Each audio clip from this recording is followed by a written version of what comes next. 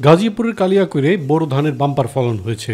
বিশেষ করে উপজেলার উত্তরাঞ্চলের চাপাইর, ফুলবাড়িয়া, শ্রীফলতলী, আটাবহ ইউনিয়নের বিভিন্ন গ্রামে সবচেয়ে বেশি বোরো ধান চাষ করা হয়েছে।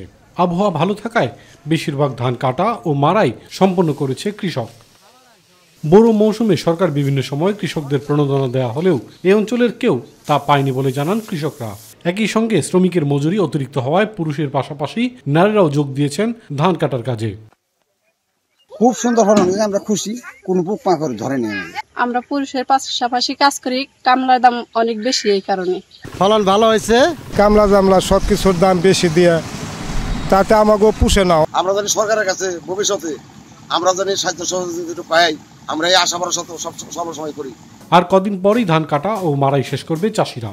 ঘরে ঘরে শুরু হবে নবান্নের উৎসব। আবহাওয়া ভালো থাকায় সময় মতো বীজ ও সার পাওয়ায় বোরো ধানের এবার বাম্পার ফলন হয়েছে, জানিয়েছে স্থানীয় কৃষি বিভাগ। আমরা যে প্রতি বছর প্রণোদনা দিই সেটা আমার বরাদ্দের উপর ডিপেন্ড করে। কোনো বছর বরাদ্দ বেশি আসে তখন আমরা বেশি কৃষককে দিতে পারি, কোনো বছর কম আসে সেক্ষেত্রে আমরা কম দিতে পারি। তো এই বছর আমাদের প্রণোদনা গত বছরের তুলনায় অনেক কম আসছে, যার কারণে আমরা অনেক কৃষককে দিতে পারিনি। ইনশাল্লাহ সামনের বছর আবার বরাদ্দ বেশি আসে তখন আবার আমরা বেশি কৃষককে দিতে পারবো। এবছর কালিয়াকৈর উপজেলার 9টি ইউনিয়ন ও একটি পৌরসভার বিভিন্ন এলাকায় এই মৌসুমে প্রায় 10,250 হেক্টর জমিতে বোরো ধানের আবাদ হয়েছে।